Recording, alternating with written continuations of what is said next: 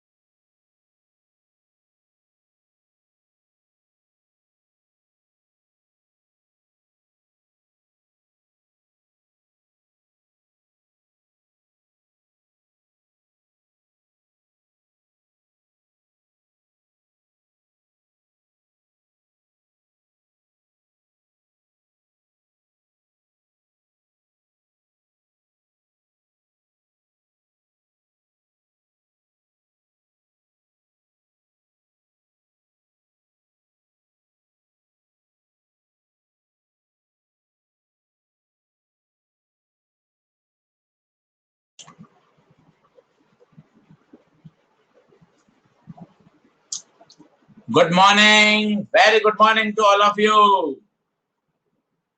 Good morning, good morning, good morning.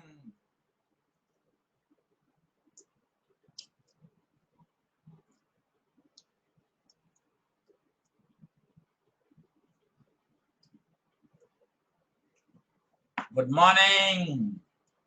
Drishti Jajodia, Aman Chaturvedi, Vipin Kumar, Shritam Kumar Nayak, Pratibha Bharti, Parmanand, Vipin Kumar, good morning Gaurav, Kripashankar, Aaliya, good morning, Shubham, Vaishnav, Sanju Kumari, Shefali, Aditya, good morning all of you.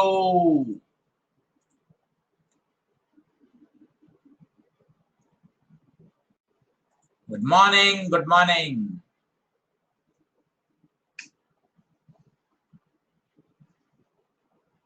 चलिए तो आज topic खत्म करते हैं। वेव ऑप्टिक्स, स्टीरियो ऑप्टिक्स आज लास्ट लेक्चर है। आपने इतने दिन बहुत अच्छे तरीके से ध्यान से पढ़ाई करी, सुना मुझे,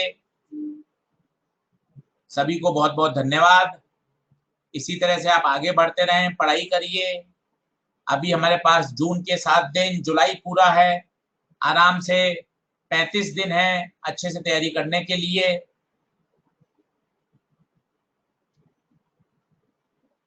ठीक है, तो आज हमारा सिलेबस पूरा हो जाएगा। फिजिक्स में मेरे हिसाब से अब सेमीकंडक्टर भी हो गया है आज। एएसबी सर ने मॉडर्न फिजिक्स भी खत्म करा दिया था। बहुत बढ़िया, बहुत बढ़िया।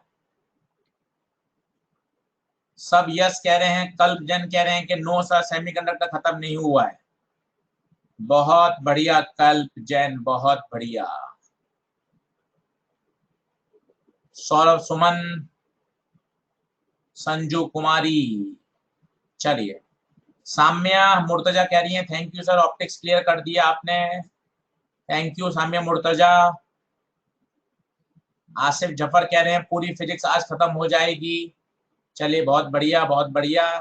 जैसे ही नीट के फॉर्म का कोई अपडेट आएगा एलएन की तरफ से आपके पास मैसेज आ ही जाएगा। बाकी ग्रुप में, आपके फ्रेंड सर्कल में आपको वैसे बहुत जल्दी पता चल जाएगा। कृपा शंकर कह रहे हैं ऑप्टिक्स में पूरे नंबर पक्का है। बिल्कुल, भगवान से प्रार्थना करता हूं कि आप सभी के अच्छे अच्छे नंबर आए, नीट 2021 में आप अच्छी रैंक के साथ सेलेक्ट हों, और अपने स्वास्थ्य का भी ध्यान रखिएगा। मौजाम हुसैन कह रहे हैं थैंक्स, क्या पढ़ाते हैं सर आप, इतना जबरदस्त, बहुत बढ़िया। चलिए बढ़ते हैं। पोलराइजेशन एक बहुत छोटा सा आर्टिकल है, केवल इसमें 2 ही लॉ हैं जो आपने पढ़ रखे हैं। पहला है ब्रूस्टर लॉ और दूसरा है मेलस लॉ। तो दोनों लॉ को पढ़ते हैं। अभी तक पिछले 12 साल के अगर देखा जाए तो पोलराइजेशन पर बेस्ड केवल 3 न्यूमेरिकल अभी तक पूछे गए हैं। लेटेस्ट 2020 में, 2018 और 2017, तो 3 न्यूमेरिकल पोलराइजेशन पर पूछे गए। चलिए पढ़ाई चालू करते हैं। सबसे बात करते हैं पहले अनपोलराइज्ड लाइट।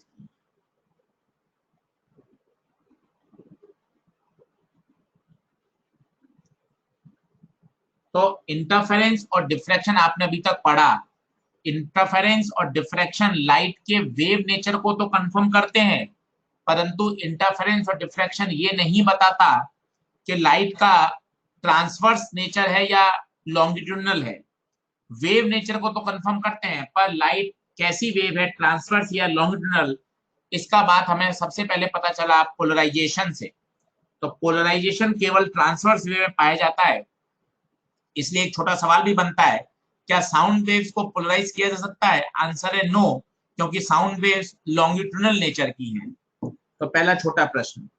दूसरा, अगर आप बात करें लाइट एक इलेक्ट्रोमैग्नेटिक वेव है, तो आपने इलेक्ट्रोमैग्नेटिक वेव में पढ़ा है direction of propagation, electric field vector और मैग्नेटिक फील्ड वेक्टर तीनों आपस में परपेंडिकुलर होते हैं।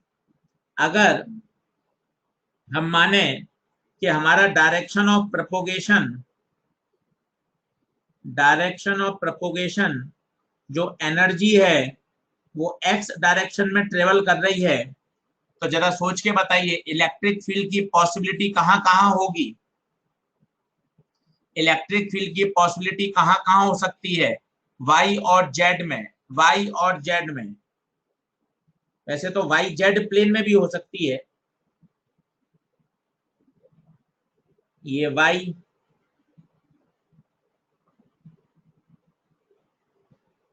और जेड। तो अगर इलेक्ट्रिक फील्ड सिमेट्रिकली वाई और जेड प्लेन में है,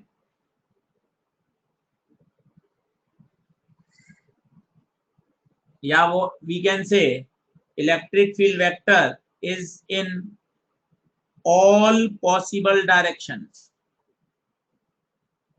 एक्स में तो हो नहीं सकती क्योंकि ईएम वेव है, वाई में हो सकती है, जेड में हो सकती है, वाई जेड प्लेन में हो सकती है, ऐसे किसी एंगल पे भी होगी, तो आप उसके दो कंपोनेंट कर देंगे, आइदर इन वाई और इन जेड। क्लियर है बात? तो इस तरह की लाइट को हम बोलते हैं अनपोलराइज। किसी एक ही डायरेक्शन में नहीं होती, वो सिमेट्रिक होती है सब में। ऐसा नहीं है किसी एक पर्टिकुलर डायरेक्शन में ज्यादा हो गए एरो, दूसरे में डॉट हो गए, ना ना, अनपोलराइज लाइट में बिल्कुल सिमेट्रिकल रहते हैं। एक प्रश्न बनता है जो हम 12th क्लास से सोच रहे थे कि सर हम इलेक्ट्रिक फील्ड की ही बात क्यों करते हैं, क्लास नोट्स मॉड्यूल सब जगह इलेक्ट्रिक फील्ड की ही बात क्यों की जाती है? तो उसके पीछे सीधा लॉजिक है कि जो हमारे रेटिना है, जो उसमें एनर्जी ट्रांसफर का जो प्रोसेस है, जो हमारा रेटिना है वो इलेक्ट्रिक फील्ड वेक्टर को ही सेंस करता है। इसलिए सामान्यतः हम केवल इलेक्ट्रिक फील्ड वेक्टर की ही बात करते हैं। इसलिए इलेक्ट्रिक फील्ड वेक्टर को कभी कभार लाइट वेक्टर भी कहा जाता है, लाइट वेक्टर भी कहा जाता है। तो बताइए अनपोलराइज लाइट कौन?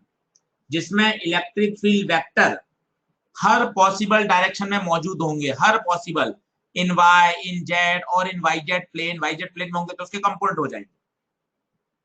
तो इस तरह की लाइट को कहा जाता है अनपोलराइज्ड लाइट। क्या ये बात क्लियर है? क्या ये बात क्लियर है? इंटरफेरेंस और डिफ्रैक्शन वेव बिहेवियर को कंफर्म करते हैं, पर इनसे ये नहीं पता चलता कि लाइट ट्रांसवर्स है या लॉन्गिट्यूडनल। पोलराइजेशन कंफर्म करता है लाइट का कौन सा बिहेवियर, ट्रांसवर्स बिहेवियर। दूसरी बात, लाइट एक इलेक्ट्रोमैग्नेटिक वेव है, तो इसमें जो डायरेक्शन ऑफ प्रोपगेशन है, इलेक्ट्रिक फील्ड वेक्टर और मैग्नेटिक फील्ड, तीनों हमेशा परपेंडिकुलर टू ईच अदर होते हैं।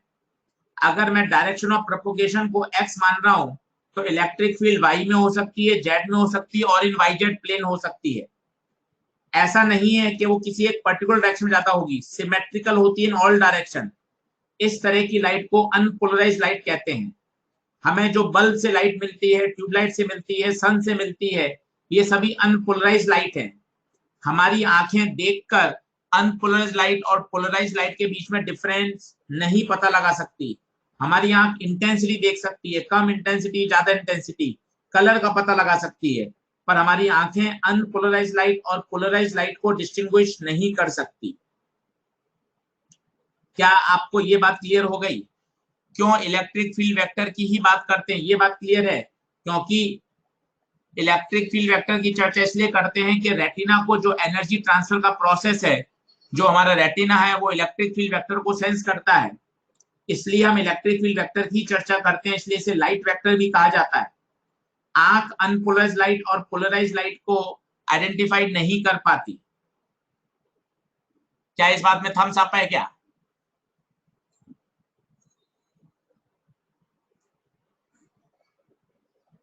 चलिए बहुत बढ़िया। अब बात करते हैं पोलराइज लाइट की।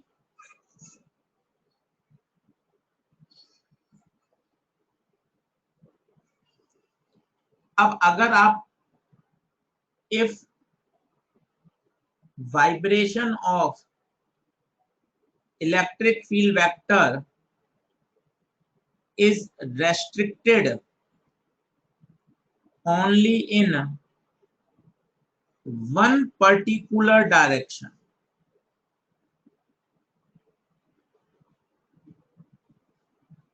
किसी एक पर्टिकुलर डायरेक्शन में आप उसको क्या करते हैं, रेस्ट्रिक्ट कर दें, then such a light is called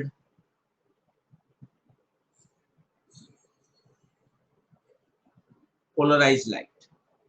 जैसे फील करिए, अगर आपका x axis direction of propagation है,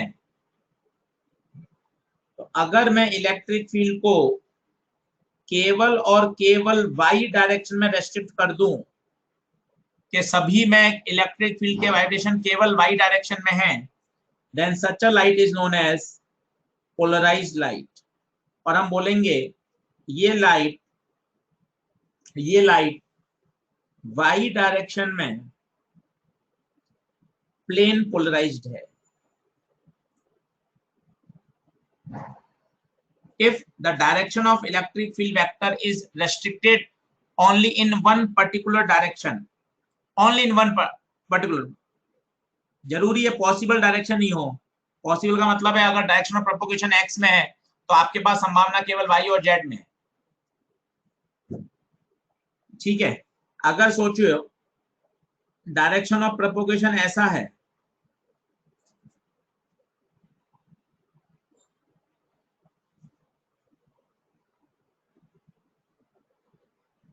और सभी में electric field vector Z direction में रेस्ट्रिक्टेड है, तो आप बोलोगे light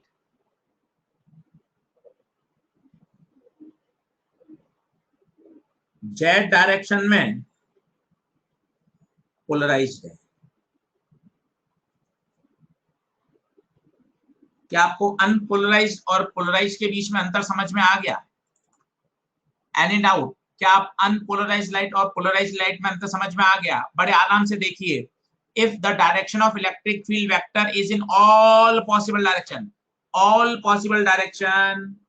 then such a light is known as unpolarized. If they are restricted only in one direction, then such a light is known as polarized light. हमारी आंखें polarise light और unpolarise light को पता नहीं लगा सकती। अब इस पूरे चैप्टर में हमें क्या करना है, अनपोलराइज लाइट को पोलराइज लाइट में बदलना है। तो सबसे पहला मेथड, और वही हमारा पहला टॉपिक भी है, Bristol law, polarization by reflection. अच्छे से समझिएगा, चैप्टर बहुत आसान है, 1 घंटे में आप इसके सारे न्यूमेरिकल तैयार कर सकते हैं। ये रेयर है,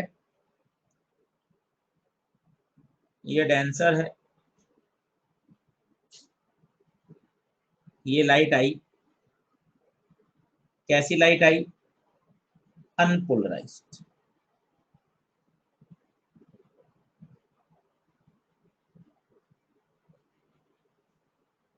आराम से देखिए, इट इज ऑब्जर्व्ड, अगर ये किसी एंगल पर आई तो इट इज ऑब्जर्व्ड, ये देखा गया कि रिफ्लेक्टेड लाइट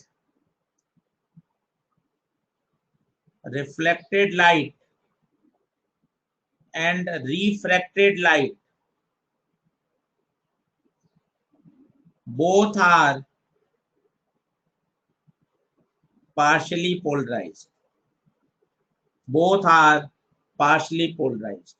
कुछ एरो भी हैं, कुछ डॉट हैं।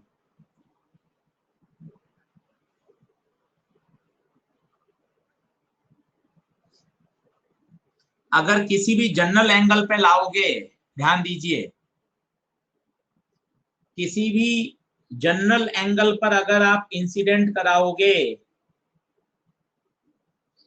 तो रिफ्लेक्टेड और रिफ्लेक्टेड दोनों ही कैसी होंगी? Partially polarised. दोनों ही कैसी होंगी? Partially polarised. ध्यान दीजिएगा। हाँ, अब इसी को आगे बढ़ाया ब्रिस्टर ने और कहा अगर आप किसी एक पर्टिकुलर एंगल पर आओगे, लाइट अभी भी अनपोलराइज्ड है, लाइट अभी भी अनपोलराइज्ड है, पर अब आप किसी पर्टिकुलर एंगल पर आ रहे हो, that particular angle is known as angle of polarisation. तो ब्रिस्टर ने बताया कि इस पर्टिकुलर एंगल पर आने के बाद जो रिफ्लेक्टेड लाइट होती है, गौर करिएगा, जो रिफ्लेक्टेड लाइट होती है वो 100% पोलराइज हो जाती है।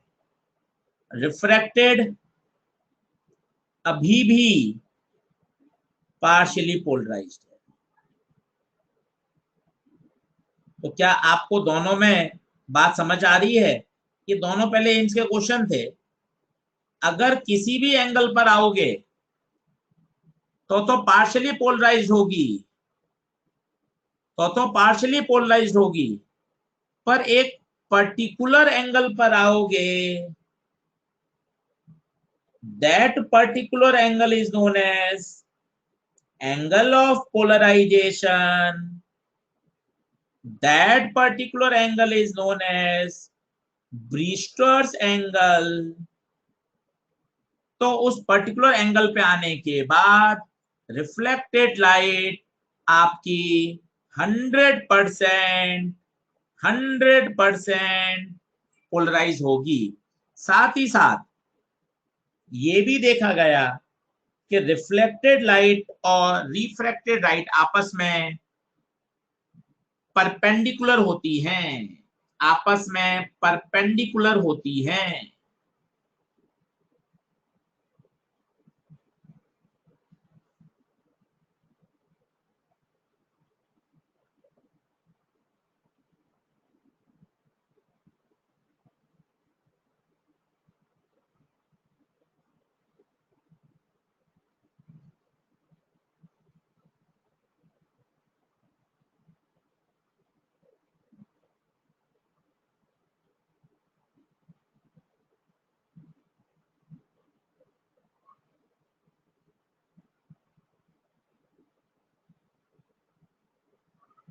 सही है क्या? अब मैं आपको एक बार सारी बातें फिर से बताता हूं। इसमें 3 बातें कुल ध्यान रखने की हैं। पहली, एक पर्टिकुलर एंगल पर आओगे तभी रिफ्लेक्टेड लाइट 100% पोलराइज होगी, साहिरा खातून। एक पर्टिकुलर एंगल पे आओगे तभी रिफ्लेक्टेड लाइट 100% पोलराइज होगी। दूसरा, रिफ्लेक्टेड लाइट में आप ये वाइब्रेशंस देखें, ये जो इलेक्ट्रिक फील्ड के वाइब्रेशन हैं, ये वाइब्रेशन डॉट है या एरो है? डॉट है, मतलब these vibration are perpendicular to the plane of incidence. ये भी नीट में एक बार क्वेश्चन आया हुआ है कि रिफ्लेक्टेड लाइट में जो वाइब्रेशन बचे वो कैसे बचे? Perpendicular to the plane of incidence. ये सब देखा गया, ऑब्जर्व्ड बातें हैं। तीसरी ऑब्जर्व्ड बात, दोनों आपस में कितने डिग्री पर हैं? 90 डिग्री पर। और ब्रिस्टर लॉ है म्यू बराबर 10 IP। IP बोलिए, थीटा P बोलिए, जो आपको अच्छा लगे।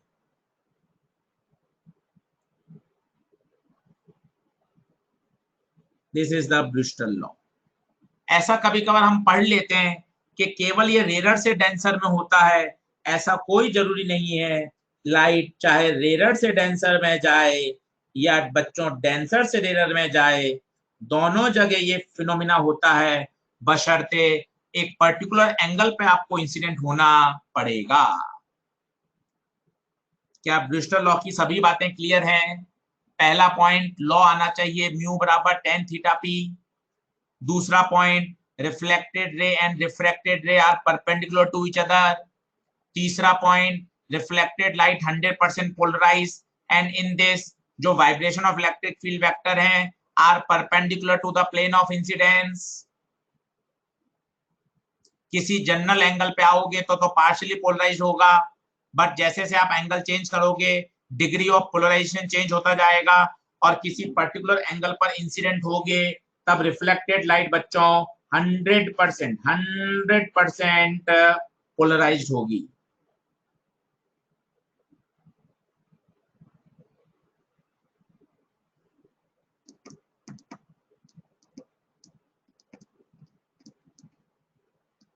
बताइए, clear, done?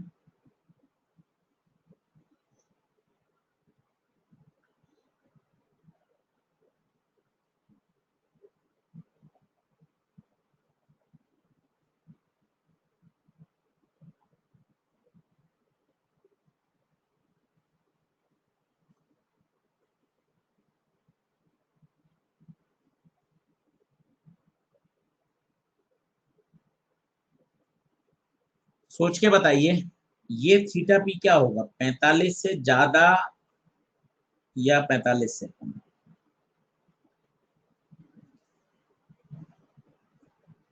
Angle of polarisation है तो पक्का पक्का लाइट तो पोलराइज हो रही है।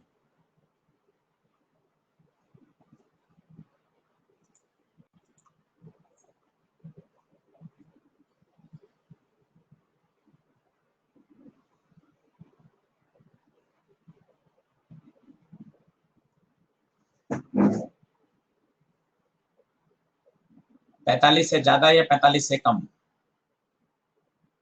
ज्यादा होगा, सीधा है, लॉ लगा लीजिए।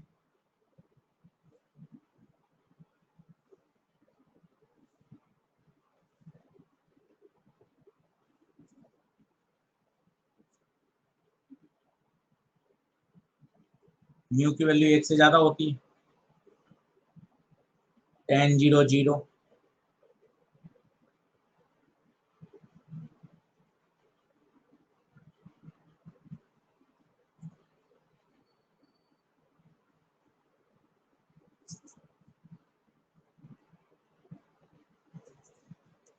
एक से ज्यादा, एक से ज्यादा इसका मतलब थीटा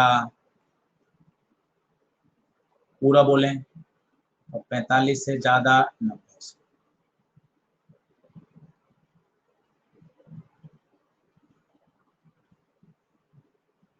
निशांत कुमार,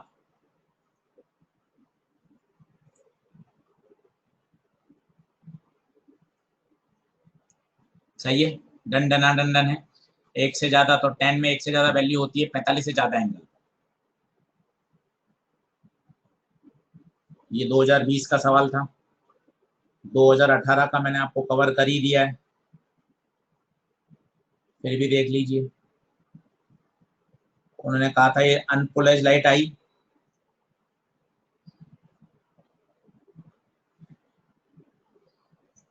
रिफ्लेक्शन के बाद ये आया पोलराइजेशन एंगल पर। जो रिफ्लेक्टेड लाइट है उसमें vibration of electric field vector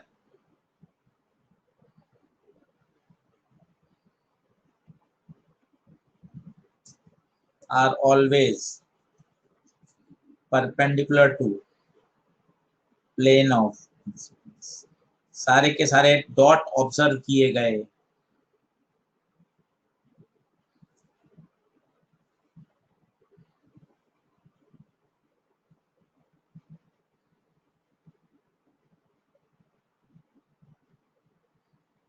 clear Khushi? Any doubt, any doubt? Digital law clear है क्या? Digital law clear clear clear? Numerical करके देख लेते हैं, बहुत ही आसान न्यूमेरिकल आते हैं, कहीं किसी तरह की कोई दिक्कत नहीं है। छोटा सा कॉन्सेप्ट है, म्यू बराबर tan IP।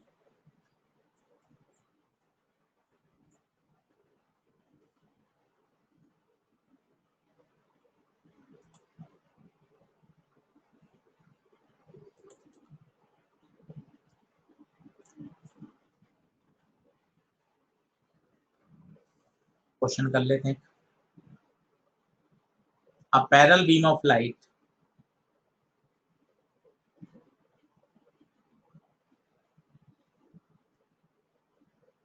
is incident at an angle of 60 degree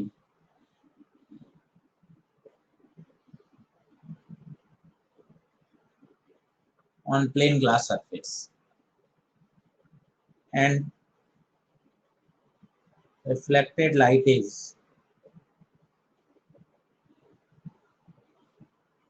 completely polarized।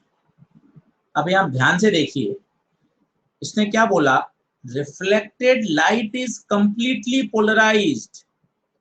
इसका मतलब ये जो एंगल है, ये खास एंगल है जिसे बोला जाएगा एंगल ऑफ पोलराइजेशन। बच्चों इस बात को समझो, उसने पोलराइजेशन एंगल नहीं बोला, उसने एक शब्द बोल दिया, इस पर्टिकुलर एंगल पर आने के बाद, इस पर्टिकुलर एंगल पर आने के बाद लाइट रिफ्लेक्टेड कंप्लीटली पोलराइज हो गई। सही है? तो आपसे पहला पार्ट पूछा गया है,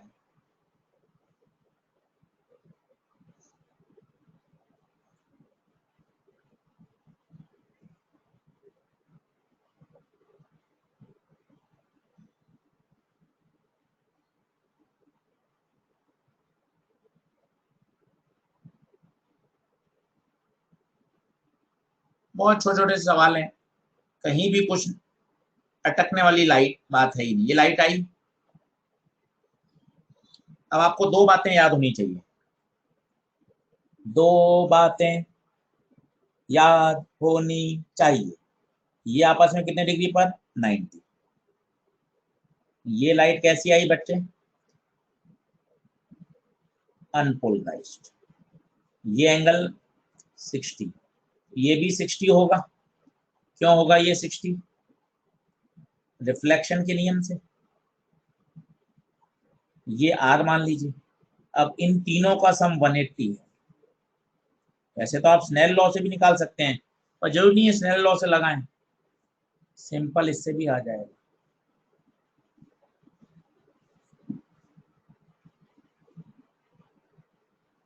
और ब्रिस्टल लॉ,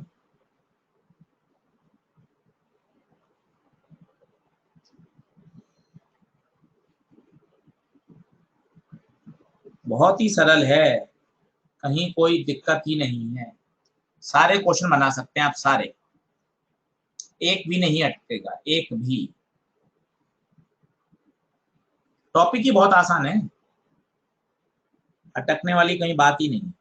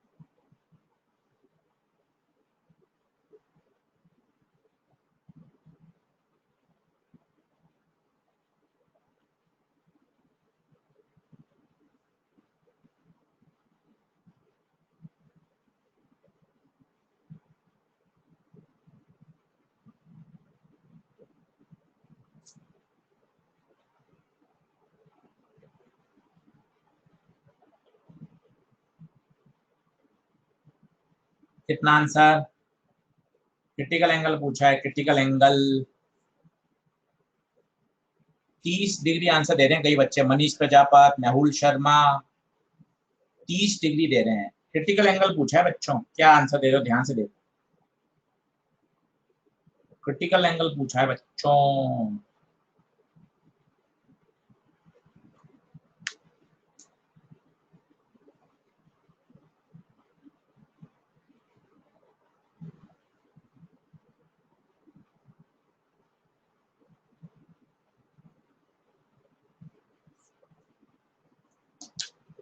हाँ बहुत बढ़िया, मनीषका मालवीय ने बहुत बढ़िया आंसर दिया है।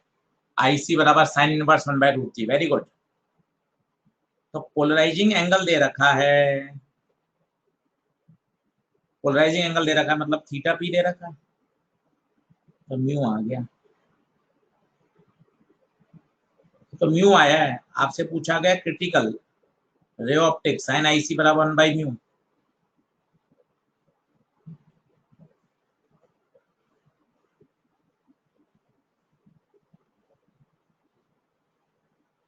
ये आंसर।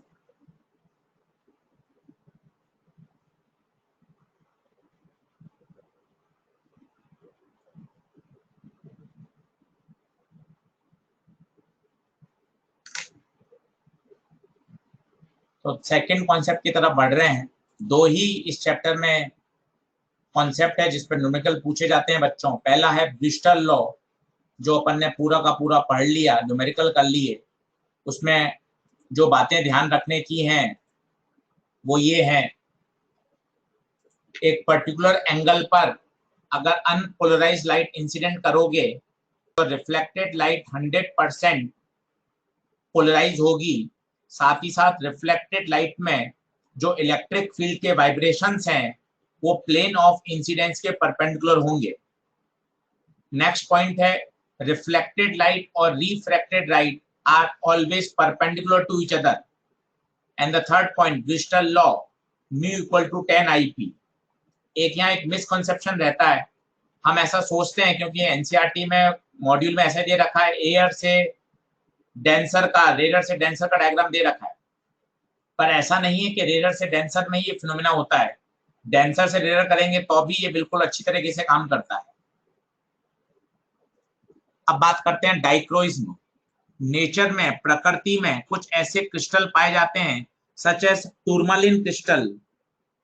इन टूरमालिन क्रिस्टल के पास एक स्पेशल प्रॉपर्टी होती है। ये क्या करते हैं, ये इनकी पास एक्सिस है, ट्रांसमिशन एक्सिस। इस ट्रांसमिशन एक्सिस के परपेंडिकुलर जो भी वाइब्रेशंस होंगे उनको क्या कर लेंगे, एब्जॉर्ब कर लेंगे। ये नेचर के द्वारा इसको दिया गया गिफ्ट है। हाँ, लेबोरेटरी में इसको बना सकते हैं। हर्पेथाइट क्रिस्टल्स होते हैं, आइडोसल्फेट ऑफ क्विनिन जिन्हें कहा जाता है, उससे भी यही वाला मैकेनिज्म डेवलप किया जा सकता है। तो ये डाइक्रोइक क्रिस्टल्स कहलाते हैं, जिनके पास ये स्पेशल प्रॉपर्टी होती है जिसे बोलते हैं सेलेक्टिव एब्जॉर्प्शन। ये क्या करते हैं, अपने पास एक्सिस के जो परपेंडिकुलर वाइब्रेशन है इनको 100% क्या कर लेते हैं, एब्जॉर्ब कर लेते हैं। तो बताइए, पास एक्सिस है आपकी ये वाली, अब इसके परपेंडिकुलर कौन है, इसके परपेंडिकुलर कौन है, इसके परपेंडिकुलर कौन है, सोच के बताइए। इसके परपेंडिकुलर है डॉट, तो डॉट को क्या कर लेगा, वो एब्जॉर्ब कर लेगा।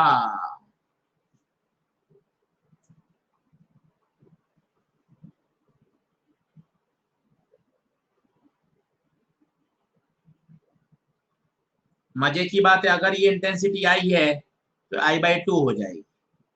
हमारी आंखें ये तो नहीं पता लगा सकती कि लाइट पोलराइज हो गई। हाँ, ये कह सकती हैं कि इंटेंसिटी क्या हो गई, हाफ।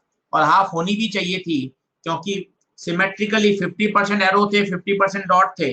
50% उसने पार्ट को एब्जॉर्ब कर लिया, तो आउटपुट लाइट इज पोलराइज। साथ ही साथ उसकी इंटेंसिटी I/2 रह जाएगी।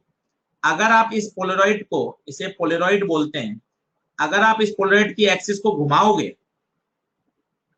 तो भी कोई फर्क नहीं पड़ना, तो भी कोई फर्क नहीं पड़ना, इंटेंसिटी हमेशा हाफ रहती है, क्योंकि क्योंकि ये हमेशा अपनी एक्सिस के परपेंडिकुलर वाले को रोकेगा, पैरेलल वाले को क्या करेगा, पास करेगा। तो ये वाला पहला पोलराइड आप कैसा भी रखो, आड़ा टेढ़ा कैसा भी, कोई परेशानी नहीं है, 50% को पास करेगा, 50% को एब्जॉर्ब करेगा, और अनपोलराइज्ड लाइट को किस में बदल देगा, पोलराइज्ड लाइट। बताइए ये बात ओके है क्या? This method is known as dichroism. ये सेलेक्टिव एब्जॉर्प्शन होता है। नेचर में ऐसे क्रिस्टल पाए जाते हैं सच एज टूरमालिन, और ये देखा गया, ऑब्जर्व किया गया, जब इस पे अनपोलराइज्ड लाइट को इंसिडेंट करवाते हैं तो लाइट पोलराइज्ड में कन्वर्ट हो जाती है, साथ ही साथ उसकी इंटेंसिटी हाफ रह जाती है। और यहीं से आपका आता है मेलस लॉ। मेलस क्या कहता है, बच्चे इसमें परेशान रहते हैं, कहीं परेशान मत होइएगा, लॉजिकली समझिएगा।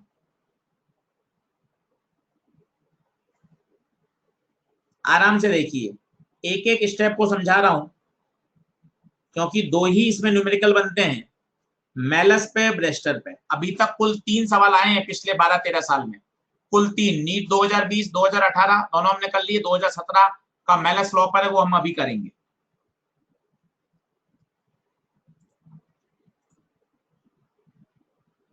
बढ़े आगे, चलिए। तो ये है आपका पहला, जिसे बोलते हैं पोलराइजर, पोलरॉइड 1। अब ये कैसा भी रखा हो, किस भी हो, कोई फर्क नहीं पड़ता, ये अनपोलराइज्ड लाइट जिसकी इंटेंसिटी आई थी, इसको पोलराइज्ड लाइट में कन्वर्ट कर देगा, और अब इंटेंसिटी हो जाएगी I/2। बताइए, पहले इसमें ओके करिए कि हाँ सर पहले पोलराइजर में कोई दिक्कत नहीं है। इनफैक्ट आप ये ध्यान रख सकते हो, when an unpolarized light is passed through the polaroid, it becomes polarized light and having 50% intensity। ये पोलराइज हो गई। इसमें कोई डाउट हो तो बताइएगा। अब आएंगे मजे। अब आपने क्या किया, ये दूसरा पोलरॉइड ऐसे नहीं रखा, इसको किसी एंगल पे रख दिया।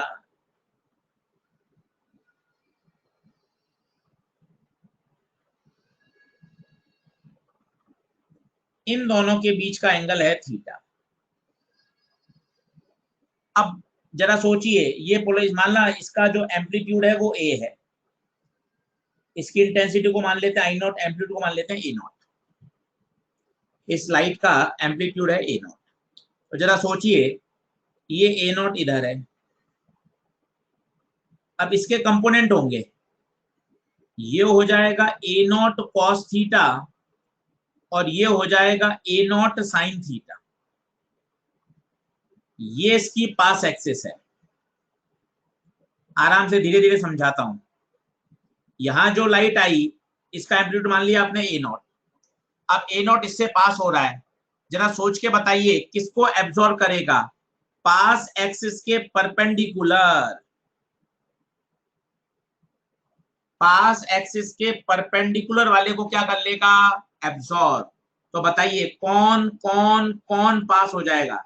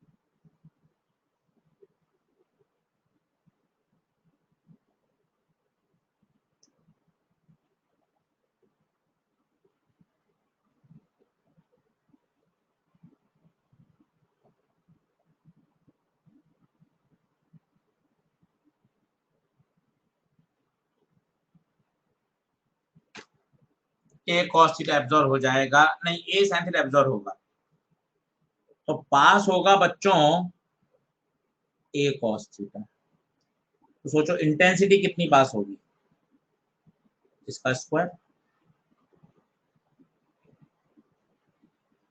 This is Malus law. अब बच्चे इसमें परेशान होते हैं आई नॉट कौन सा है, थीटा कौन सा है। बहुत सरल भाषा में देखिए, आई नॉट है जो इंटेंसिटी उस पर इंसिडेंट हुई है, आई इंसिडेंट नहीं हुई, आई नॉट इंसिडेंट हुई है। उस पोलरॉइड पर इंटेंसिटी आई नॉट इंसिडेंट हुई है, and theta is the angle between consecutive Polaroid. अब मैं इसको आपको यूज करके दिखाता हूं, तब आपको फील आएगी। जैसे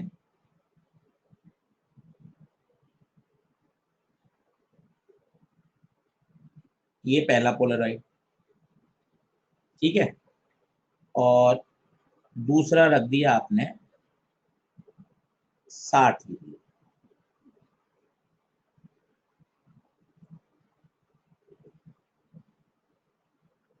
और यहां लाइट आ रही है आपकी अनपोलराइज्ड।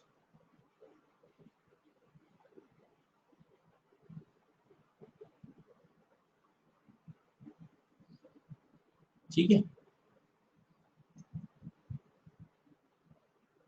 अब आराम से करते हैं। इसकी इंटेंसिटी मान लीजिए आई, या आई नॉट मान लीजिए।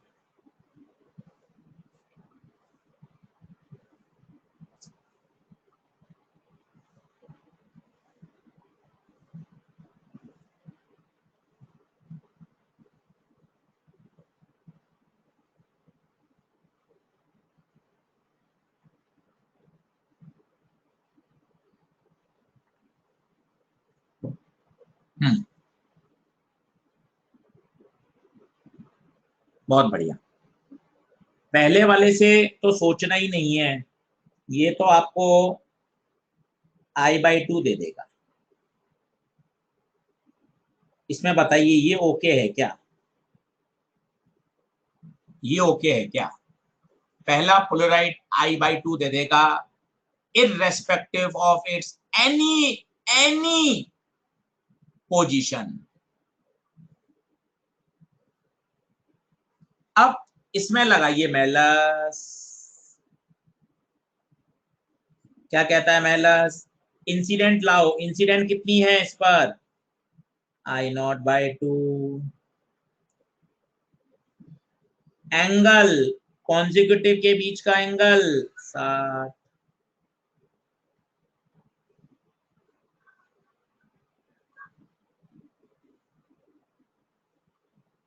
खत्म। कौन कहता है ऑप्टिक्स कठिन है, कौन कह रहा है?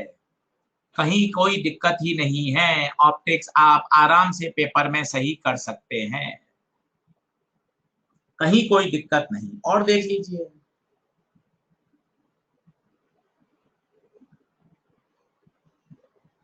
परमानंद कह रहे हैं आपकी वजह से आसान है। नहीं परमानंद, आप लोगों की मेहनत है, हमारी वजह से क्यों आसान है? आपकी मेहनत है परमानंद, आपकी मेहनत है।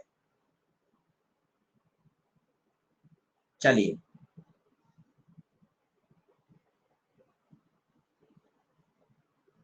अब ये पहला पोलराइड और ये दूसरा पोलराइड, ये आपस में 90 डिग्री पर, ये 0 पर है तो ये 90 पर, और एक बीच में तीसरा और रख दिया,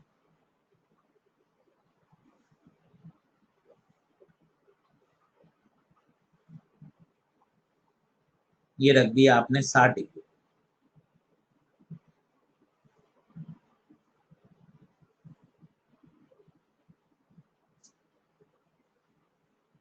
यहां लाइट आई साहब आपकी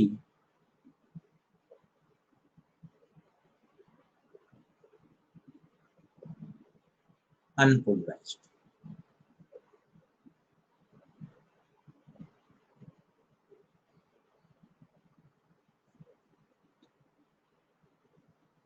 अदिति राजेंद्र शाह का आंसर आ गया है 0,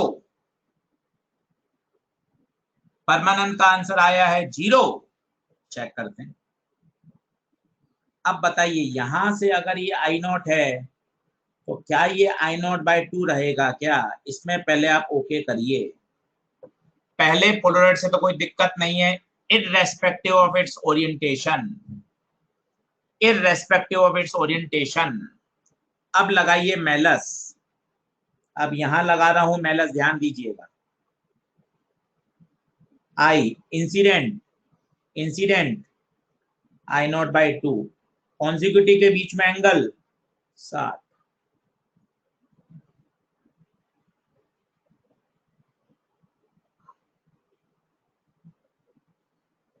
यहां आ गई आई नॉट बाई 8। इसको ओके करिए, इसको ओके करिए। Any doubt, any doubt, any doubt? अब मजे की बात, अब बच्चों फिर से मजा आएगा इसमें। मेलस, कान खोल के सुनिए बच्चे, ये वाला एंगल देखते हैं जिन्होंने अदिति राजेंद्र शाह ने 0 आंसर दिया। नहीं नहीं, इस एंगल से नहीं होता। Consecutive angle 30, intensity I naught by 8, I final, incident कितनी हुई I naught by 8, cos square, consecutive angle 30। देख लो, एंगल, कॉन्सिक्यूटिव, इंटेंसिटी, उस पोलराइड पर कितनी इंसिडेंट हुई है।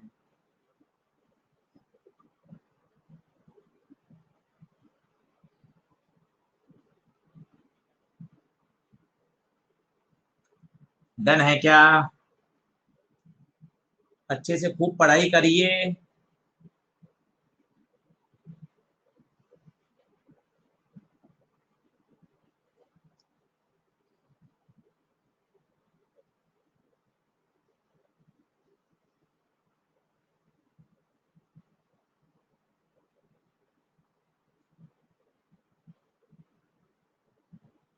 बहुत ही छोटा सा चैप्टर है, कहीं कोई दिक्कत नहीं, आराम से आप अच्छे से तैयारी कर सकते हैं।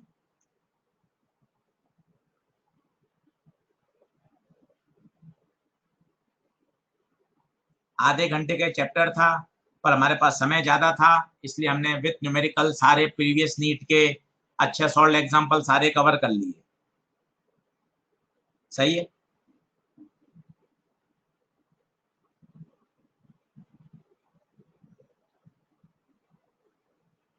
बढ़े आगे, चलिए।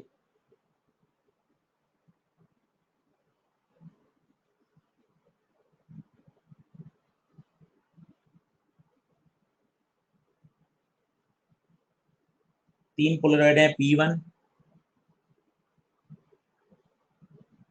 P3,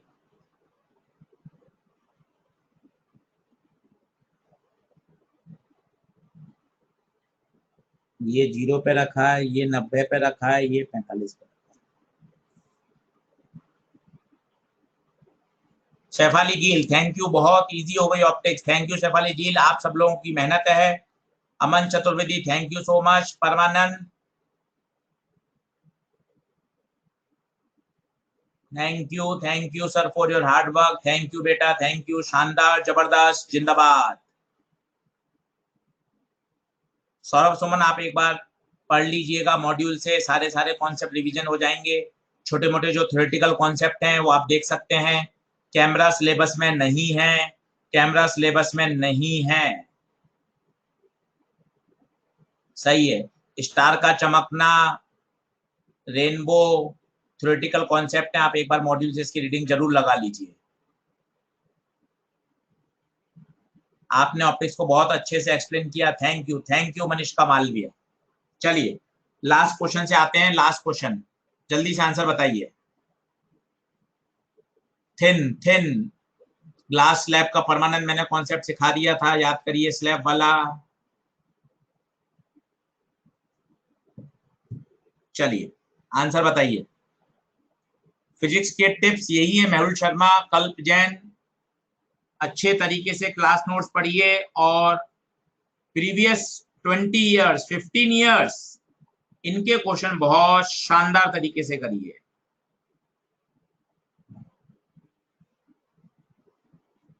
चलो तो यहां आपने डाली अनपोलराइज लाइट आई नॉट, तो यहां क्या हो जाएगी आई नॉट बाई 2, ये आई नॉट बाई 2 इस पे गिर जाएगी, एंगल 45 है, मैलस लगा लो, incident I naught by 2 cos 45 I naught by 4, फिर इनके बीच में angle 45 I final, incident I naught by 4 cos square, consecutive angle.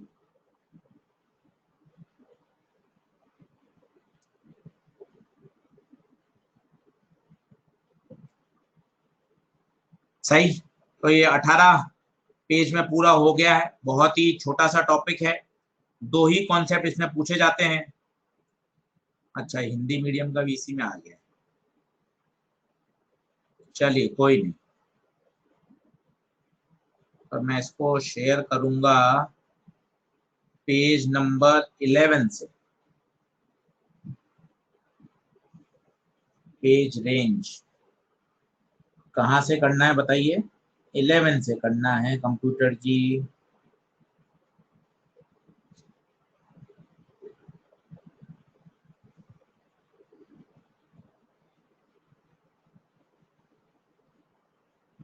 Eleven से हो जाएगा।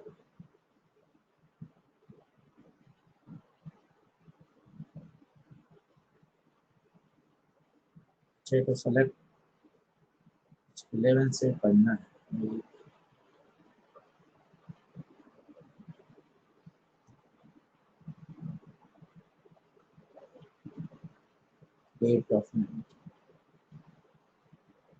एक बार चेक करिएगा।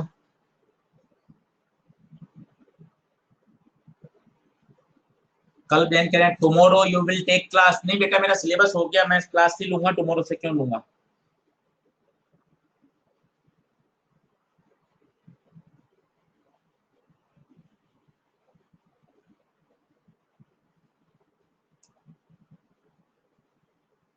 एक बार बताइए क्या सही स्लाइड आ गई है क्या?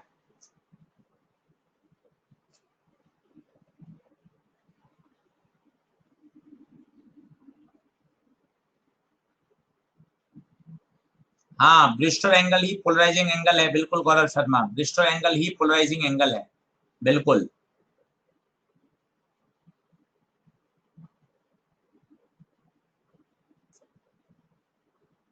Colour in thin film syllabus में नहीं है, आप उसको छोड़ सकते हैं, Drishti Jajodia, thickness of colour in thin film आप उसे छोड़ सकते हैं, दृष्टि जजोडिया। कैमरा सिलेबस में नहीं है, स्कैटरिंग ऑफ लाइट पे कोई फॉर्मूला नहीं है, केवल यही है कि अनपोलराइज लाइट आएगी और बहुत छोटे पार्टिकल से जब टकराएगी तो स्कैटर्ड हो जाएगी, और स्कैटर्ड जो लाइट होती है वो पोलराइज होती है। एक बार प्लीज ड्राइव में देख लीजिए, सही आ गई या फाइल, ड्राइव में देख लें।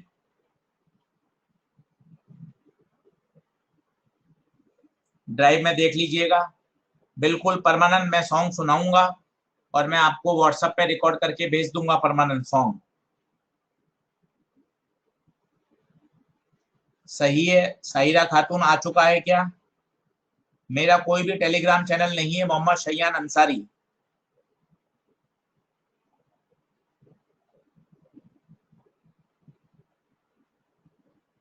चलिए, थैंक यू सो मच, अपने ध्यान रखिएगा, wish you all the best, wish you all the best. Contact number 9829652050।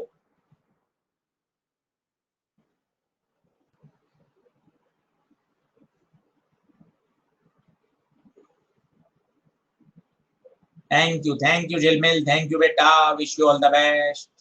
कल्प जैन।